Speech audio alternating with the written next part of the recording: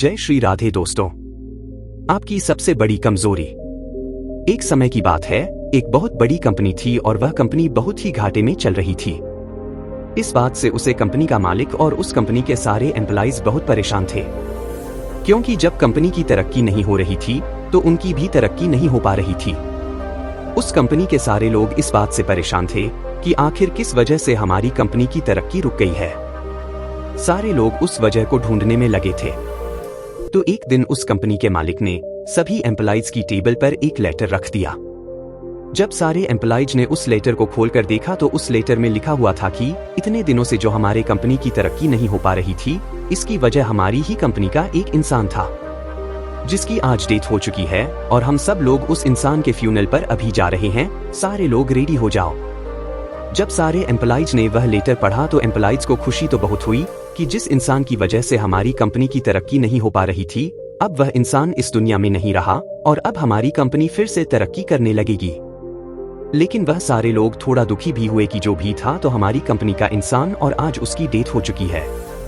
तो उस कंपनी के मालिक ने सारे एम्प्लॉइज को एक जगह जमा किया और वह सब मिलकर उस इंसान के फ्यूनल पर गए। और वहां पर एक बड़ा सा हॉल था और उस हॉल के बीच में एक कॉफिन रखा हुआ था। अब उस कंपनी के सारे एम्प्लॉइज एक एक करके उस कॉफिन के पास जा रहे थे और उस इंसान को देख रहे थे। सारे एम्प्लॉइज यह देखने के लिए एक्साइटेड थे कि आखिर वह इंसान कौन था। तो जब एक एक करके सारी एम्प्लॉइज उस कॉफिन के अंदर देख रहे थे तो सारे हैरान हो जा रहे थे। उस कॉफिन में कोई इंसान नहीं था, बल्कि उस कॉफिन में एक मिरर रखा हुआ था, जिसमें उन सारे एम्प्लॉइज को अपनी ही शक्ल नजर आ रही थी। दोस्तों, इस कहानी से हमें यह सीख मिलती है कि हमारी जिंदगी में हम जिस भी पोजीशन पर है वह हम किसी और की वजह से नहीं, बल्कि अपनी खुद की ही वजह से हैं।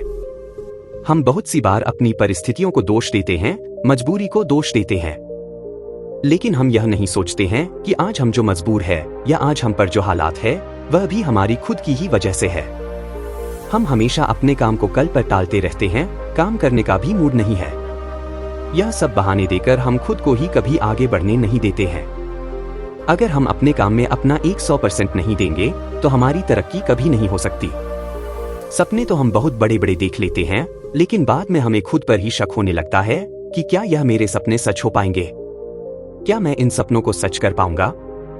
यह शक हमारे दिल में इसीलिए पैदा होता है क्योंकि हमें खुद पता होता है कि मैं अपना सारा दिन किन चीजों पर लगा रहा हूं। हमें रोज रात में गिल्ट महसूस होता है कि मैं आज का दिन भी बर्बाद कर दिया, वेस्ट कर दिया और काम के नाम पर कुछ नहीं किया। अगर आप भी चाहते हो कि आपको गिल्ट महसूस ना हो तो आपको उन बहानों को साइड में रखकर अपने काम पर फोकस करना पड़ेगा।